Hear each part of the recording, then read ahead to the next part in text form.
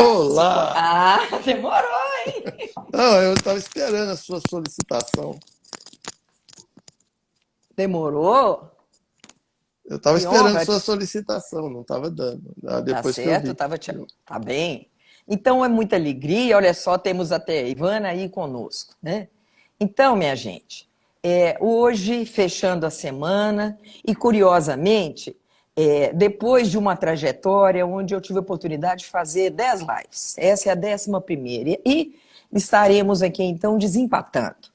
Foram 5 lives com 5 psicólogos, 5 lives com 5 médicos, e eu não poderia deixar de forma alguma o meu grande parceiro, meu companheiro nessa trajetória. E eu acho que é muito bacana a gente ter esse tempo para a gente conversar. Nosso tema hoje, então, é assistência médica à criança e uma pergunta, né? Autonomia possível? E quero, então, que o meu grande parceiro, e me lembrando e apresentando, então, para você, eu, Gláucia Tavares, recebendo, então, o doutor Eduardo Tavares. Por favor, se apresente, rapaz. Quem é você? Bom, meu nome é Eduardo Tavares, sou pediatra, neonatologista, professor universitário, né, nos cursos de biomedicina e medicina, e bioética, eu dou aulas de bioética. E sempre me interessei muito por esse tema, que é a autonomia do menor, né, do menor de idade. E ampliando isso para falar da autonomia dos incapazes, né? Um tema muito espinhoso e difícil, né, da gente discutir, mas nós vamos tentar aí dar alguma clareada nisso. Muito bem. Então, dentro disso, né, e o meu grande sonho, né, sempre foi a construção dos projetos comuns, projetos que nos uniam, né, numa trajetória, então, de 52 anos de convívio, né, e esse ano, então, celebrando mais um ano, dentro do namoro, dentro da constituição da nossa família, dentro da proposta do Apio, o Edu sempre, sim, meu grande parceirão, né, e eu me lembro quando a gente, então, pensou na ideia do Apio, Edu dizendo, olha, eu não sei onde isso vai dar, mas estou com você, né? E entre tantas aí, celebrando, conseguimos aí celebrar também os 50 anos de namoro com a publicação do nosso segundo livro, E a Vida Continua, e ao lado de termos, estilos, jeitos tão diferentes, é uma complementariedade, é uma parceria muito bacana, né? Bom, então, pensando na criança, né, Edu? E sabendo aí da sua bagagem como pediatra e como bioeticista, como é que você compreende essa questão da autonomia da criança? Que negócio é esse? Como é que a criança pode ter autonomia, rapaz? É interessante, né, porque isso é uma preocupação nova, né? Até a década de 60 do século passado, o paciente não tinha autonomia, não era só a criança, né? Existe um vazio no juramento hipocrático, né? Que eu chamo de o vazio hipocrático, que nele é uma postura até interessante, virtuosa, que busca o bem-estar do próximo, mas muitas vezes à custa do seu próprio bem-estar, né? Mas o grande problema é que em nenhum momento no juramento se fala da contrapartida. Ou seja, para Hipócrates, o paciente ele não tinha que dar palpite, ele só podia era obedecer às ordens e às recomendações do médico. De 1960 para cá, começou a ter um movimento, né, para que existisse uma decisão compartilhada entre o médico e o paciente e, principalmente, um respeito à autonomia. Hoje, isso já está bem estabelecido no Código de Ética, inclusive, no Código de Ética Médica, que nenhum médico poderá obrigar o paciente a fazer nenhum exame ou nenhum tratamento sem a sua vontade. Mas ele faz uma ressalva, né? Salvo em caso iminente de morte. Então sempre tem um senão, né? Mas isso é uma discussão. Bom, o que Eu queria então só te interrompendo, já interrompendo, quer dizer, se a gente se baseia no juramento hipocrático e dizendo então que aquele que está doente, ele se sofre a ação do médico que escolhe aquilo que é melhor para ele, talvez a gente possa compreender até o nome paciente, né? Ou o passivo. O passivo sendo aquele que sofre a ação. Será que teria essa conotação?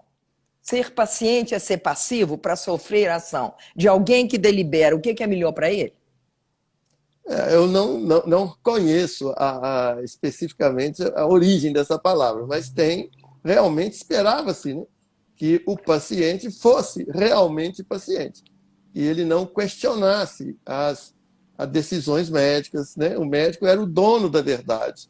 Mas isso hoje nós sabemos, né, com tudo que a gente sabe hoje de moderno, inclusive da ciência, de que essa verdade ela é relativa, não existe uma verdade absoluta. Então, existe essa tendência de discutir com o paciente ou com o usuário, né, do serviço médico qual a melhor conduta. E, então, sempre com aquela ideia de que é o melhor que pode se fazer para o paciente. O grande problema, né, como na teoria utilitarista da filosofia, é como saber o que é melhor para o outro, né? Então, assim, somente a própria pessoa vai definir o que é melhor para ela.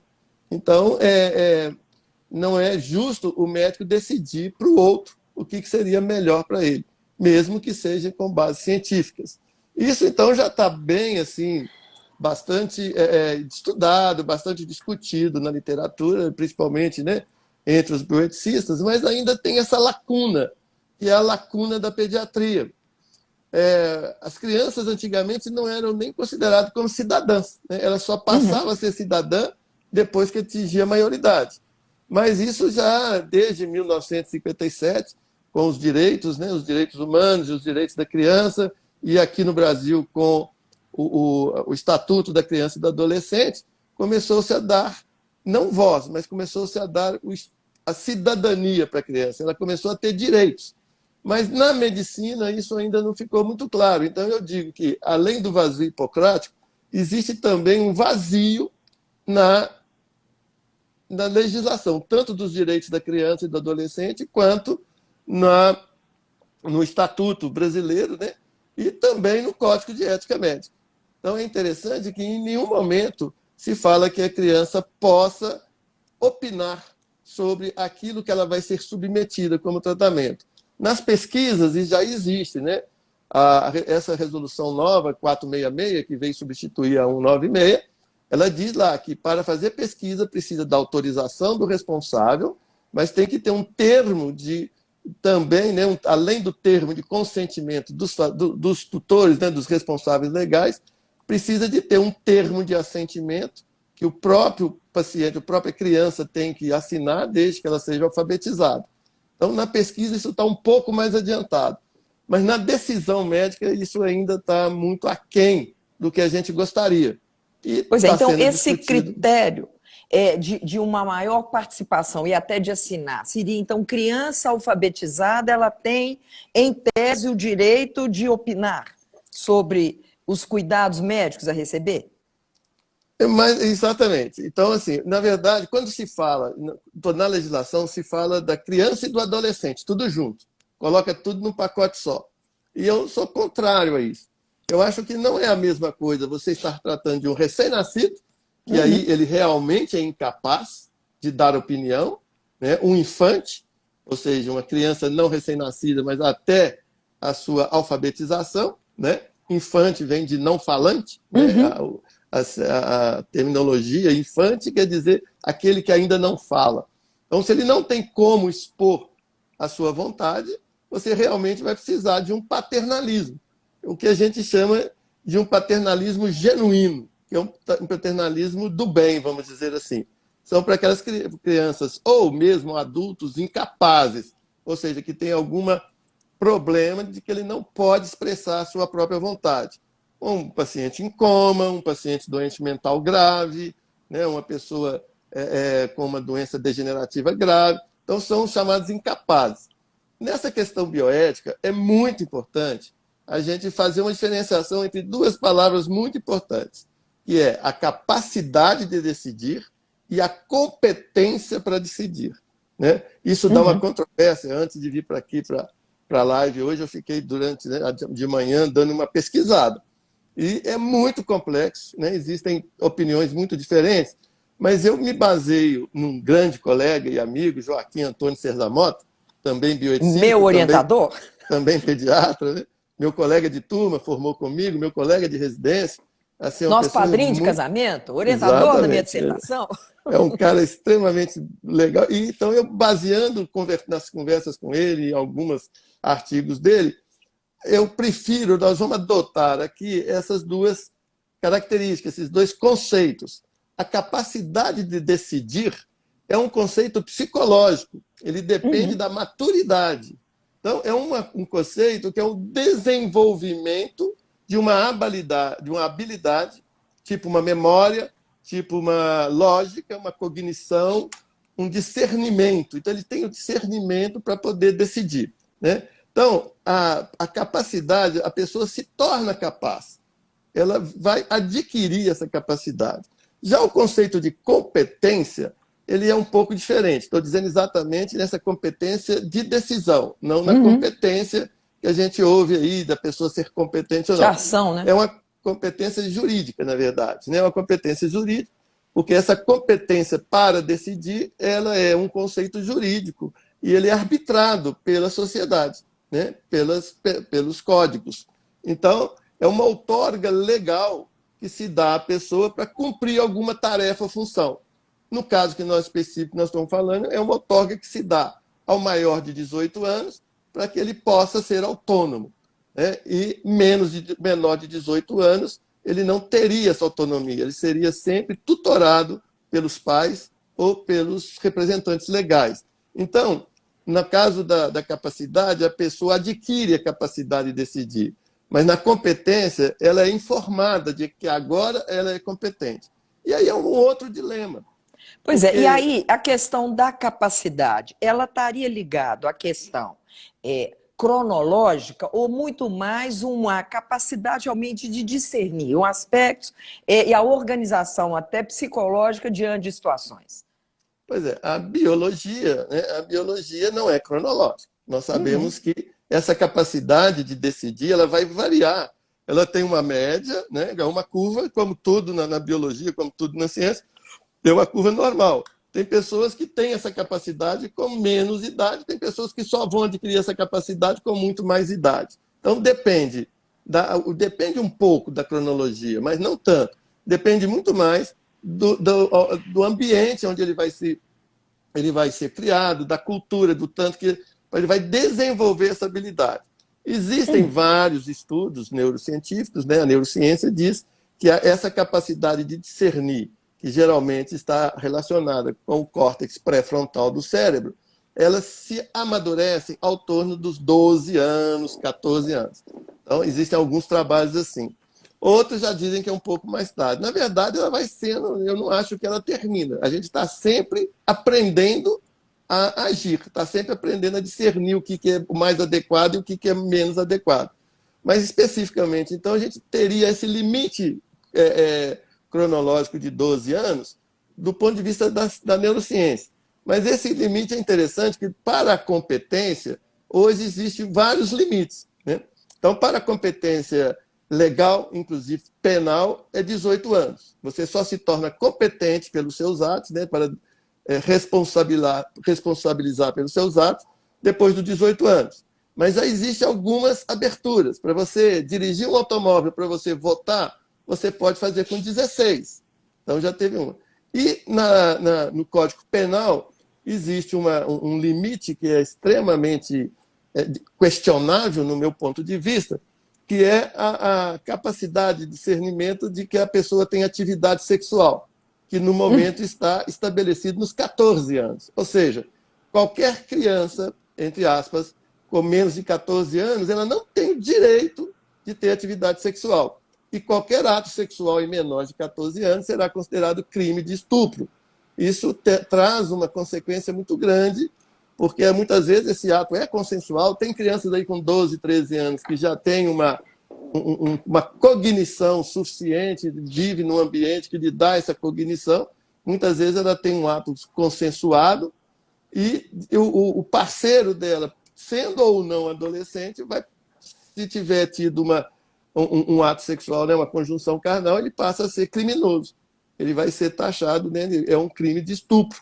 E isso dá uma consequência, mas não é esse ponto. Esse ponto é muito interessante para a gente discutir, mas eu não quero discutir esse ponto aqui. Eu estou mais preocupado com o problema da saúde mesmo, de uma decisão do adolescente ou da criança, já com um certo grau de discernimento, decidir ou não se ele quer ser tratado, se ele quer ter uma... vamos falar, inclusive, né, da distanásia. Um paciente que já tem uma doença sem possibilidade de cura, uma doença muito avançada, e que, de repente, então, fala, não, eu não quero mais tratar, eu prefiro morrer do que estar o sofrimento que eu estou tendo. Isso, hoje, né, em outros países, a gente sabe que já existe o suicídio assistido, existe a eutanásia. No Brasil isso é proibido, mas já existe no Brasil a ortotanásia, né, que realmente a distanásia, ou seja, o prolongamento dessa vida com uma obstinação terapêutica, hoje ela está sendo considerada até ilícita, né? Já existe uma jurisprudência, quem fala muito disso, que tem, vale a pena seguir, né? Que é a Luciana Dadalto, ela tem uma experiência muito grande, né, nessa questão. Então, mas assim, para o adolescente de 13, 14, 15 anos, ele não tem nem o direito de opinar sobre isso, né? Quem vai tomar essa decisão são os pais. E muitas vezes os pais, naquela emoção e tal, elas podem tomar a decisão que elas acham que é a melhor, mas que para aquela criança que realmente está sofrendo, está tendo um sofrimento com muita dor, um sofrimento angustiante, para ela talvez não seja a melhor opção. Então, a luta que a gente está realmente é para que se dê voz a essas crianças, né, mesmo abaixo de 18 anos. Tudo bem, vamos fazer um limitezinho aí, acima de 10, 12 anos. Mas tem um caso, né, que eu gosto de contar, um caso de uma criança de 17 anos, um adolescente de 17 anos, com insuficiência renal crônica, que decidiu que não queria mais fazer hemodiálise. Então, ele falou para a mãe dele que não ia mais, que ele não queria, que a vida dele não estava valendo a pena, que ele não podia fazer tudo que os outros colegas faziam, ele estava na lista de transplantes, mas esses transplantes, né, o doador compatível nunca chegava. Então, que ele tinha desistido, que ele não ia fazer mais hemodiálise e ia esperar acontecer o que tivesse que acontecer. E a mãe, então, brigou com ele, discutiu com ele chegou a ter uma rixa, né, um conflito familiar muito grande, e a mãe acabou ligando para a polícia, e a polícia foi na casa dele e levou ele sob custódia para fazer a hemodiálise. Então, ele disse para a mãe, olha, tudo bem, eu estou vindo porque a polícia está me trazendo, mas no dia que eu fizer 18 anos, estava faltando alguns meses para ele completar os 18 anos, falou, a partir do momento que eu fizer 18 anos, eu não volto mais. Quer dizer, uma falta de bom senso na minha cabeça. Né? Poderia ser feito de formas diferentes, talvez, de conversar melhor e tal. Chegar num acordo, numa decisão compartilhada.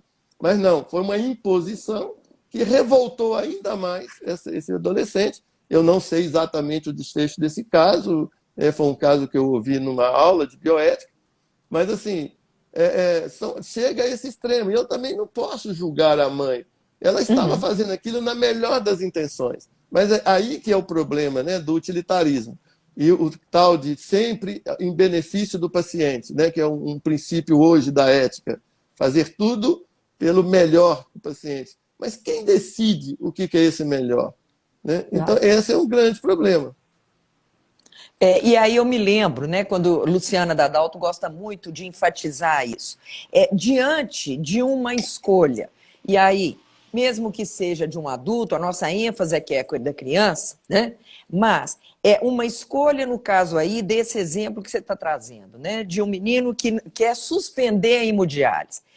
Nesse caso, o embate era com a mãe e virou caso de polícia. Mas quando a decisão realmente do dito paciente ou daquele que está sofrendo vai contra os preceitos do médico, onde que tem respeito para isso? Como é que lida com isso? Esse é o grande problema, né? Quando a gente tem vários casos para discutir, mas vamos no geral primeiro. Então a gente diz o seguinte, né? Para a pessoa ter condição, para a pessoa poder ter condição de fazer uma decisão dessa, tem alguns autores, eles recomendam que tem 5 passos. O primeiro passo é o paciente ser bem informado. Ninguém toma uma decisão se não tiver uma informação coerente. E informar não é só informar, ele tem que entender essa informação, né? Tem que comunicar, então ele tem que realmente entender o que está sendo explicado para ele. Não é só falar, é realmente ser informado. O segundo, então, ele entendendo essa informação, ele pode agir de conta própria, de forma autêntica, né? Autônoma, se concordar e assinar um termo de que ele quer realmente ser ou não ser submetido àquele diagnóstico, àquele tratamento. E aí tem o quarto ponto, né, que é ter a competência legal para concordar. E o quinto, que é autorizar. Então, finalmente, ele autoriza o procedimento ou não. Então, são esses 5 passos. Esse do adulto, porque a criança ela embarca no quarto ponto. Na hora que fala ter competência legal, então ele perde todo o direito, porque ele não tem essa competência legal. Então, é interessante, porque ele pode atender facilmente os primeiros princípios, mas ele fica preso nesse quarto item, né, por não ter os 18 anos, por não ter uma competência que foi otorgada, assim, muito sem uma consistência, né? Porque nada quer dizer que uma criança com 17 anos e 11 meses tem menos condições de optar do que uma de 18 anos e 1 mês. Né? E muitas vezes um de 12... O critério é esse, né? Às vezes um de 14 tem muito mais maturidade do que um de 18, 19 anos. A gente sabe disso. Então, essa idade cronológica, esse limite cronológico, não é a melhor maneira. Então, é interessante porque... Então, assim, o que acontece? O problema aí que acontece no geral. Quando o paciente concorda com o que o médico quer fazer, aí o médico fala para os pais que ele tem a competência de escolher. Então, mais uma vez, o poder do médico, né? Então, por exemplo, às vezes os pais não estão querendo, mas o menino, a criança, não, eu quero. Aí o médico tenta convencer os pais de que o menino tem o direito de escolher o que ele quer. Mas quando ele quer é o contrário do que o médico quer, isso. Aí ele já fala, não, você não tem competência porque você não tem 18 anos. Então, isso é que eu acho que é uma incoerência que a gente está vivendo hoje. E que nós estamos precisando de maiores discussões e modificações nas resoluções do Conselho Federal e uma modificação da nossa legislação. Né? E a gente tem aí uma campanha para que se dê mais voz a essas crianças. Claro, com um discernimento, com um bom senso de que, como eu falei no início, uma criança de 5 anos não é a mesma coisa de um de 15. Então, você tem que saber... E outra coisa, como diz a Glaucia, não é a data do aniversário dele que vai dar essa competência. Então, a gente teria que ter algum tipo de teste psicológico, algum tipo de uma entrevista, né, neuropsicológica, para poder definir se ele realmente já está tomando aquela decisão consciente de uma forma de um discernimento real, ou se ele ainda não tem a capacidade. Aí sim, aqueles que são incapazes, aí você precisa de ter uma tutoria. Né? É o que nós chamamos de paternalismo benéfico, né? Porque você vai defender aquela criança ou aquela pessoa incapaz de decidir por ela mesma. Né?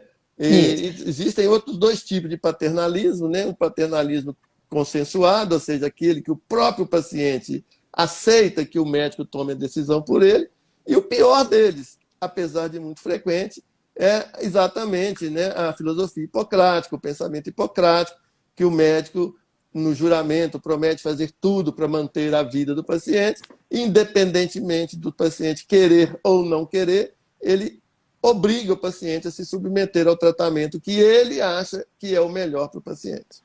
E é interessante porque pode ter até a boa intenção, mas eu acho que é muito legal a gente conversar sobre a questão da hierarquia. Né? E eu gosto muito da palavra da ordem sagrada. Né? Mas o que é uma hierarquia vertical imposta? Né? Manda quem pode, obedece quem tem sentido, quem tem juízo. E por muito tempo, então, essa figura dessa autoridade de imposição era delegada, então, ao médico, né? E sem questionamento, né? Essa questão até do acesso aos protocolos médicos, e que era o protocolo médico, e que hoje isso mudou. Né? Então, esse documento, quem é que tem acesso e como é que faz? Né? Por outro lado, o que seria essa hierarquia entrelaçada? Você podia falar mais um bocadinho disso. Uhum. Esse é um tema também muito interessante, né?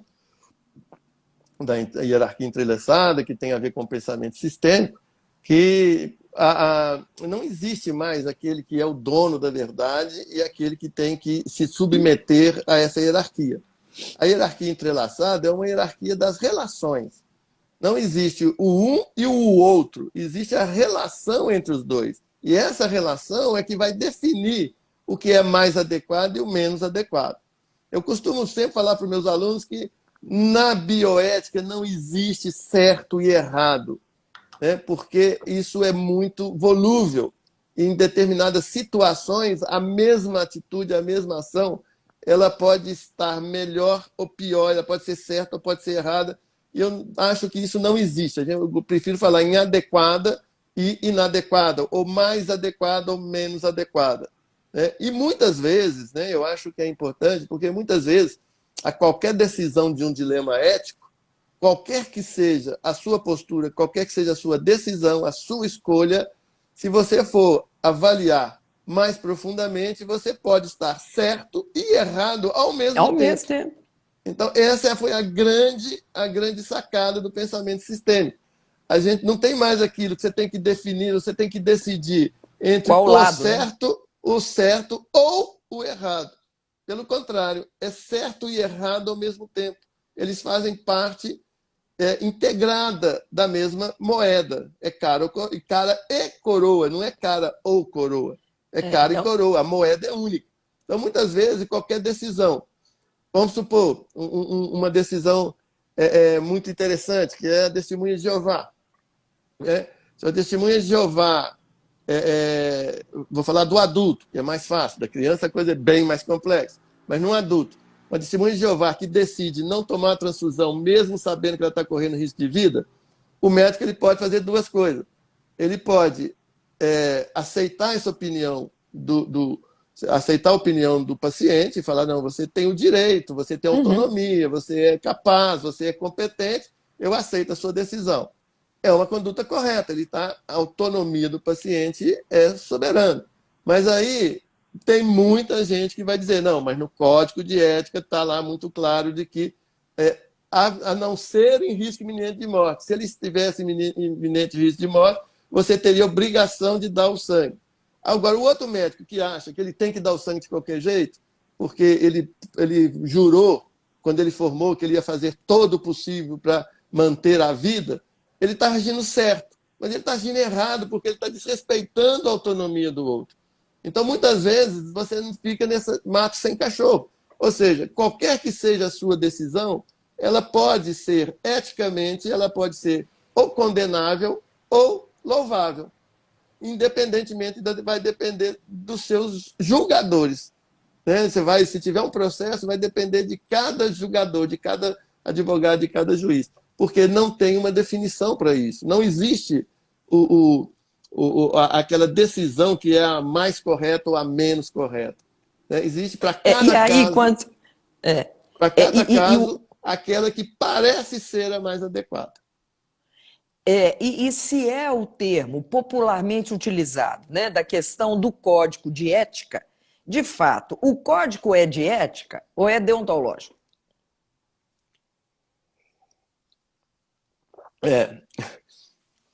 Eu tive um professor de deontologia médica e medicina legal, o Dr. João de Freitas, adoro. Então, há exatos 50 anos, né? Mais 50, foi em 1968, então tem 52 anos atrás. Não, medicina legal foi no terceiro período. Então tem 50, 51 anos atrás, que ele me ensinou de que o código não é de ética. Ele não é de ética. O código é de moral. Existe uma diferença aí, é um questionamento. Essa é a primeira na minha primeira aula, a primeira coisa que eu pergunto para meus alunos e mando eles pesquisarem é: ética e moral são sinônimos ou não são sinônimos? E a literatura vai mostrar que é controverso, né? Existem vários autores, depois eu cito para eles vários autores que consideram que ética e moral tem o mesmo princípio, é a mesma coisa, e tem outros que fazem uma pequena diferença. A minha diferença é essa: a moral ela é estabelecida de fora, ela tem regras. Então, a regra de um clube que você é sócio é a moral daquele clube, né? A regra religiosa é a moral religiosa. O nosso Código Penal é uma moral legal. Agora, a ética não. A ética é pessoal. A ética é como você interpreta aquelas normas morais. Então, eu costumo dizer que a ética não dá resposta, né? A ética está sempre fazendo pergunta. Ela não tem resposta para nada. Ela responde com outra pergunta, porque ela está sempre se perguntando. Então, eu costumo dizer que moral é um conjunto de normas e de regras que geralmente são impostas por terceiros e que, se você não cumprir, pressupõe um castigo. Isso em qualquer situação, né? Então, isso eu caracterizo como moral. Agora, a ética, eu considero que é uma reflexão sobre o porquê de você considerar aquelas regras morais como corretas. Então, essa reflexão é que nós vamos chamar de ética, né? E é curioso, se tem regra, se já tem uma definição, se já tem uma norma, isso deixa de ser ética para ser moral. Diga, Glaucio. Quando está dizendo, então, né, que a postura ética é de ter pergunta e trazer mais pergunta, e se é o nosso tema até central aqui, está discutindo sobre a questão da autonomia da criança, qual é o espaço, qual é a condição para que a gente possa também perguntar à criança o que ela está compreendendo disso que está acontecendo com ela, né? De que maneira que a gente pode trazer para a prática determinadas regras que são estabelecidas para a criança, regra principalmente ou só para ela engolir e obedecer, ou isso é um convite também a uma conversa, a perguntar. Isso, como é que a gente localizaria ações éticas no convívio no dia a dia com a criança, procurando também, né, favorecer para que ela se torne um ser autônomo, sendo capaz de responder por ela mesma. De que maneira? Pois eu acho que, mais uma vez, vai muito depender, né? Vai depender de vários fatores. Tem os fatores genéticos, da rapidez com que ela vai adquirir essa maturação. Mais do que o genético, vai ter o epigenético, em que ambiente que ela foi criada, até quando ela foi respeitada pelos pais, até quando que os pais foram autoritários demais, então eles inibem o desenvolvimento da competência de discernimento, e até o ponto que eles foram desleixados, foram permissivos demais, e aí vai acontecer o contrário, ele também não vai desenvolver. Então, ela precisa de saber os seus limites. A autonomia tem limites, né? Nós sabemos disso. Então, antigamente, e aí é um outro questionamento histórico, né? Porque nos primeiros, lá no relatório de Belmont, quando começou o estudo da bioética, com os princípios da bioética, né? Beneficência, não maleficência, justiça e autonomia, né? Na verdade, era direito à pessoa.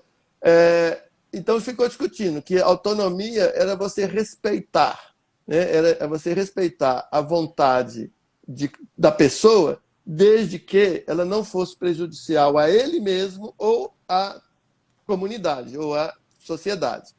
Então, existiam esses dois limites. E aí isso era uma festa, né? Porque quem é que fala, se o cara fala assim, não, eu não quero ser tratado, eu prefiro ter uma morte mais rápida para sofrer menos. Não, isso aí não, você está sendo prejudicial para si mesmo, então não pode. Aí ele perderia a autonomia. Até que, então, o Immanuel Kant e o Stuart Mills, eles fizeram uma modificação nesse conceito, com alguns detalhes diferentes, não cabe aqui a gente aprofundar na filosofia, mas eles, então, retiraram essa parte do prejudicial a si mesmo.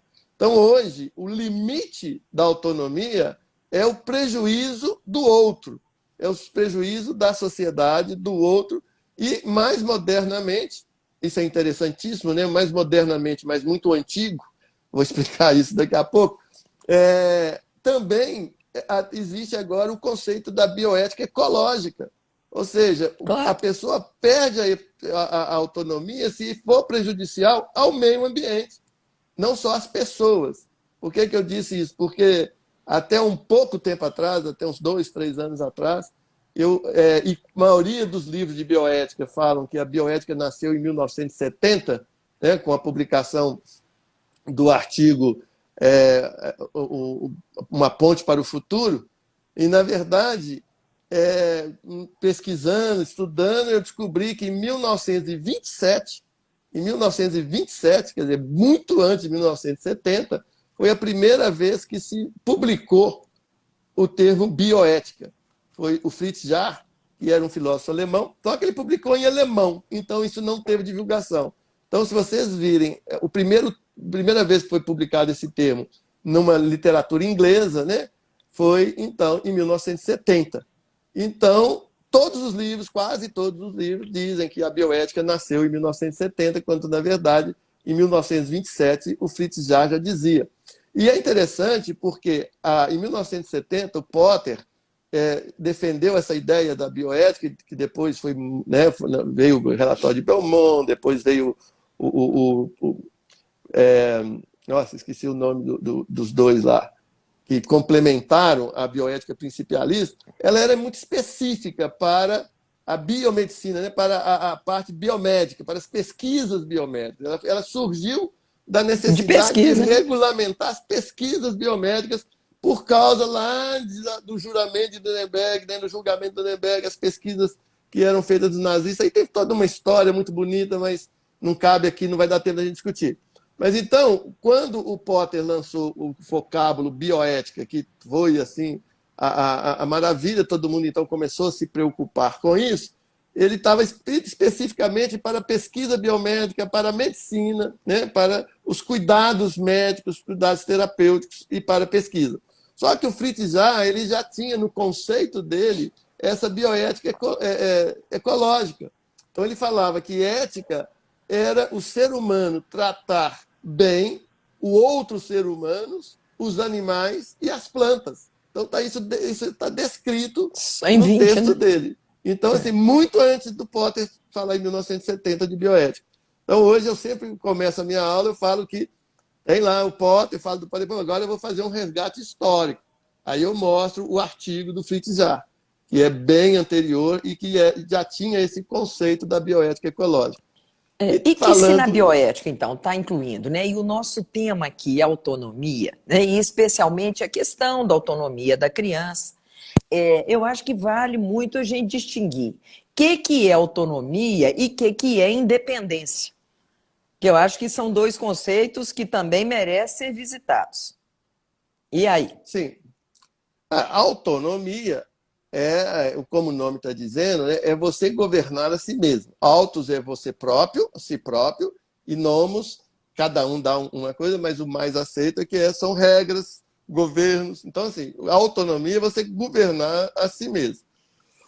Independência, eu acho que é uma coisa um pouco utópica, né? Porque a independência é você não depender do outro.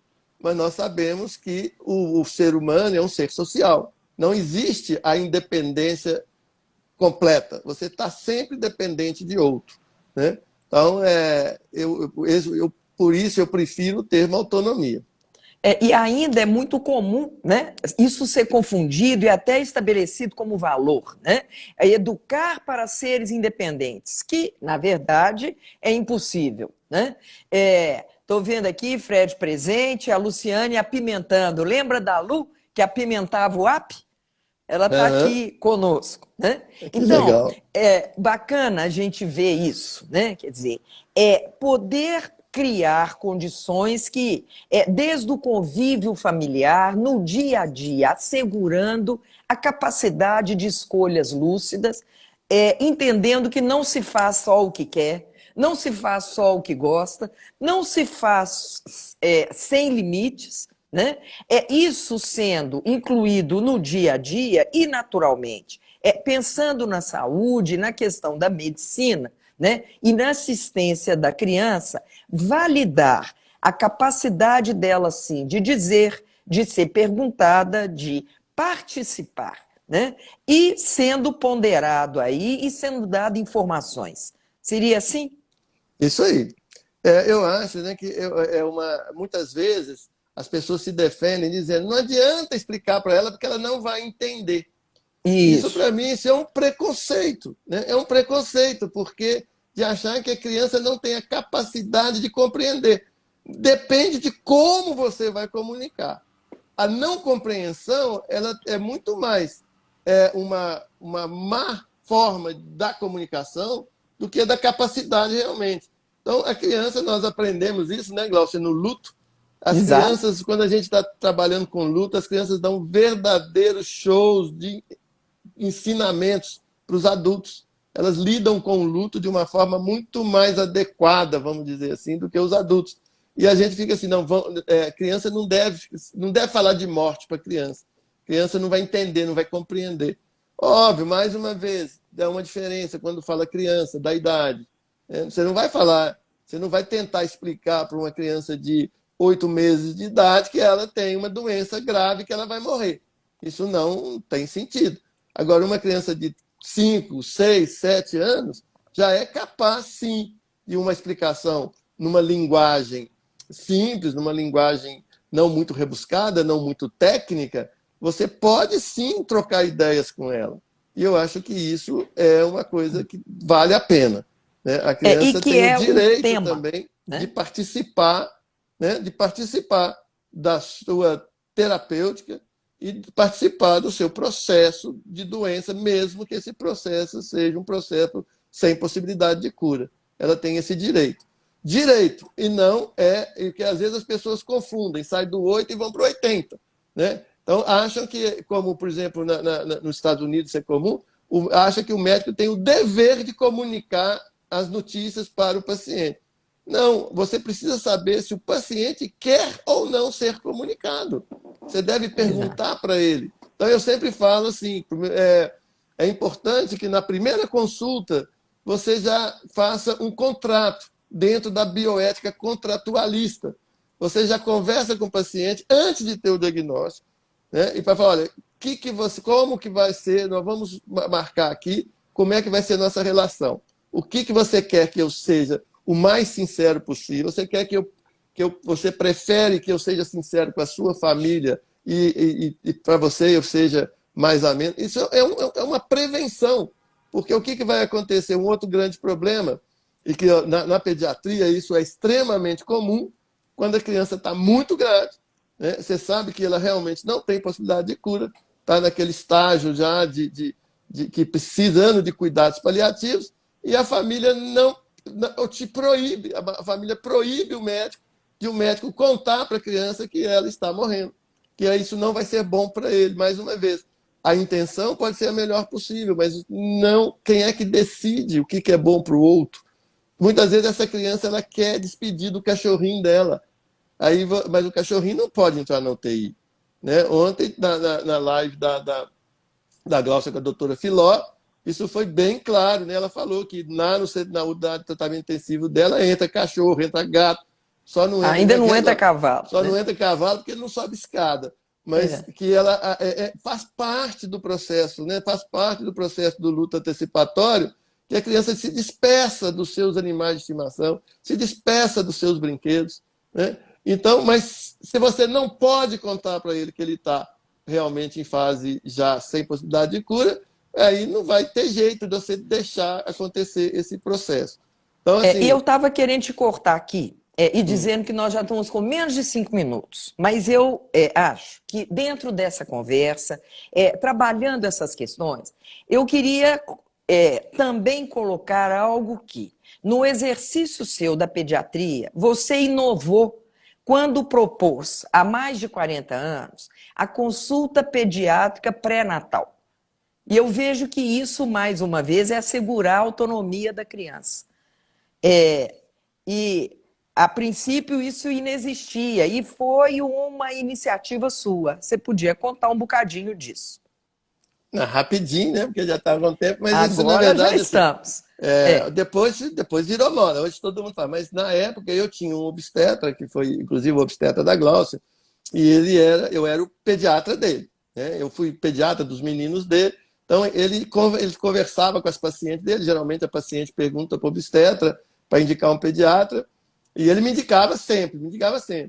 Mas eu percebia que quando eu chegava para dar assistência na sala de parto, que eu ia explicar para a mãe aqueles cuidados que ela tinha que ter com os recém-nascidos, a mãe estava tão embevecida com o seu bebê e ela estava preocupada com as lembrancinhas que ela ia ter que dar. Ela era tanta preocupação na cabeça dela que eu falava para o vazio.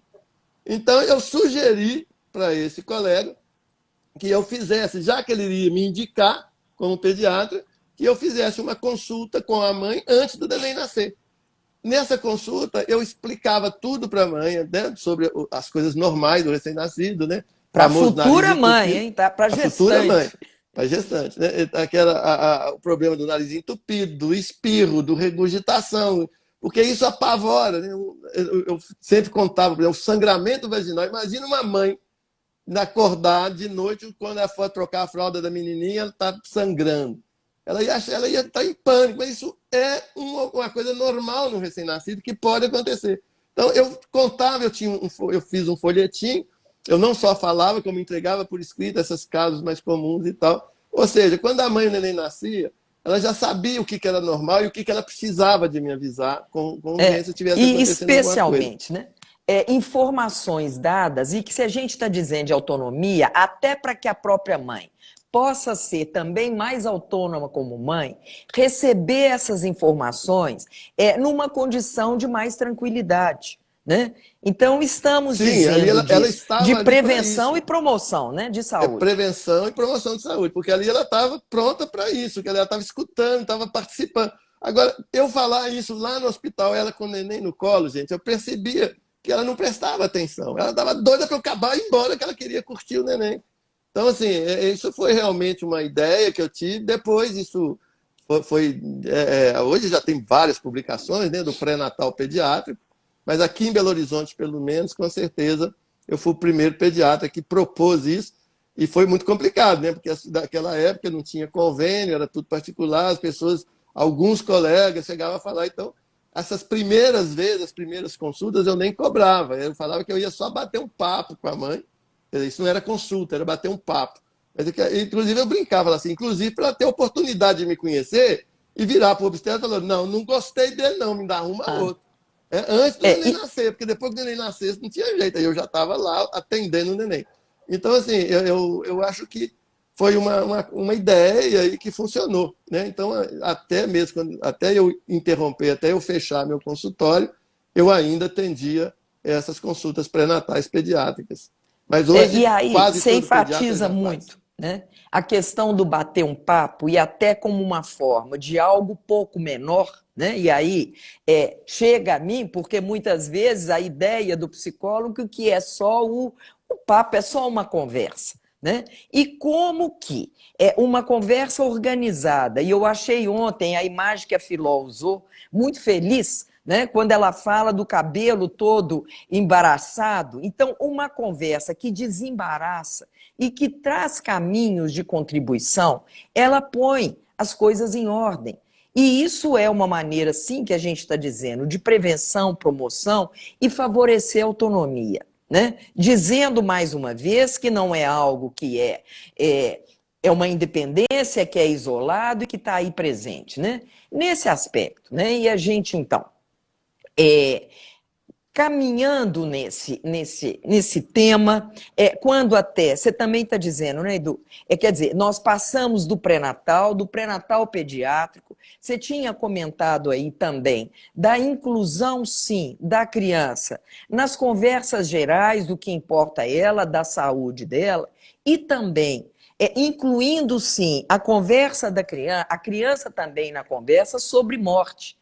E é muito curioso porque vira estrelinha e com tanto formas de amenizar e figuras que muitas vezes dificultam aí até a compreensão. Né?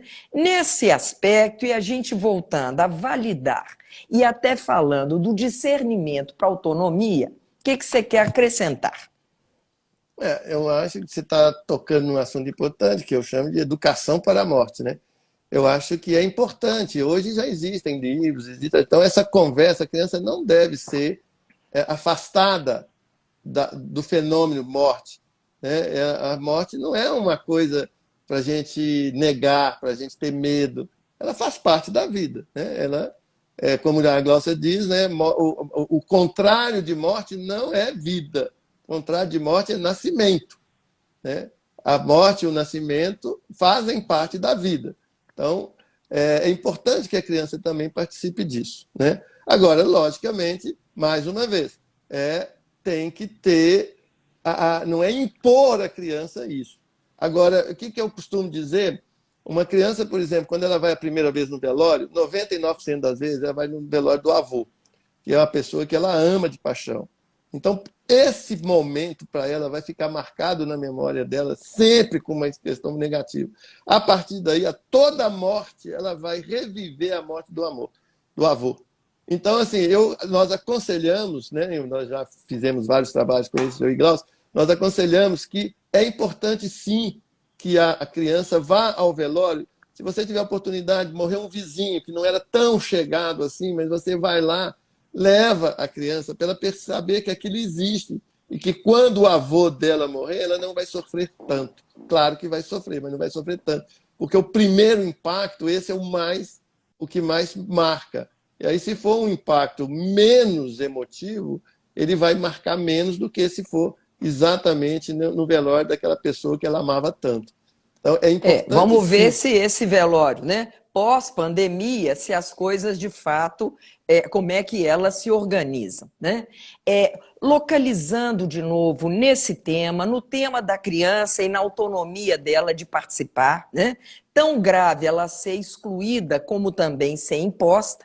E essa proposta, sim, né, da construção de perguntas, como que o perguntar é uma atitude ética, né, e um perguntar que amplia, também muito legal, né, a gente contar da nossa trajetória, da sua presença, do seu fortalecimento, quando de fato, né, houve a ideia da gente buscar a nossa turma do ponto de vista de enlutados, assim como lembramos aqui a sua inovação da consulta pediátrica pré-natal, né?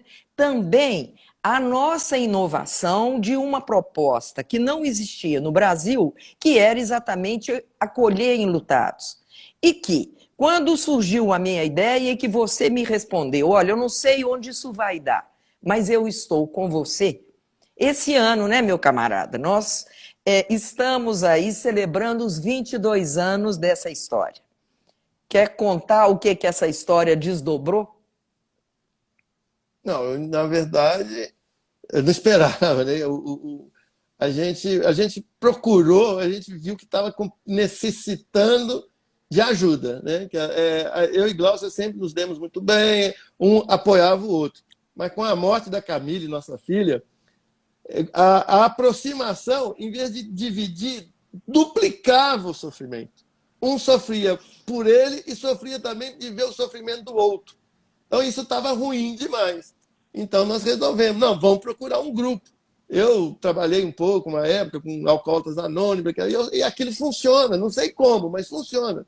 Se você conversa com seus pares, com pessoas que têm o mesmo problema, vamos dizer assim, entre aspas, aquilo funciona, aquilo é uma catarse. E nós saímos procurando, mas não encontramos. Eu fui para a internet, procurei, não achei. Depois nós descobrimos, em Portugal tinha um grupo. Hoje tem vários, mas na época, isso tem exatamente 22 anos, a gente não achou. Aí que a Glaucia falou, já que não tem, por que nós não vamos formar? E isso é hoje, nosso grupo, né, o AP, é uma rede. Ele deixou de ser um grupo para Mudou ser de uma gênero. rede. Mudou de gênero, que ele era o AP, agora ele é a AP, é a rede de apoio. Antes era um grupo de apoio. Né, a rede que desdobrou, então, hoje, realmente, tendo hoje, aos 22 anos, acolhido mais de 7.200 famílias. Houve a publicação do primeiro livro, que teve a sua presença importante, que é o do Luto à Luta, E, naturalmente, com os nossos 50 anos de namoro, nós decidimos produzir o E a Vida Continua, né? Que é numa outra forma e uma maneira de trazer aí reflexões, caminhos, né? Para digerir também esse desafio, né? Entendendo isso, né? Quantos casais que também se separam diante das perdas. E esse era um risco, né? Alta incidência de câncer de mama e perda de filho, por exemplo, e a gente publicou um artigo juntos, né? E, naturalmente, o fortalecimento desse trabalho de entender, né? E isso sempre como um grande valor nosso, a tal do projeto comum, né? E que, naturalmente, essa conversa, como outras ações, elas fortalecem essa questão de que somos diferentes, temos estilos muito diferentes, incentivamos e torcemos que os estilos nossos se mantenham, resguardando as nossas autonomias, porque não somos isolados, né? É possível, né, favorecer, e eu costumo dizer muito, né, que amo a nossa relação, né? Você, eu e esse espaço, né? Esse espaço comum que a gente foi capaz de construir, que não é nem sou eu, nem é você, mas é um Glaucio Edu, né? Nos nossos 1 minuto e 42 restantes. Eu gostaria porque eu gostaria de terminar, porque nós divulgamos isso, né? Eu estou vendo aqui, eu fico olhando aqui os recadinhos, opção de amigos, vários colegas médicos, e eu fico na dúvida se alguns deles não veio com a intenção de eu dar uma resposta positiva ou negativa sobre a autonomia.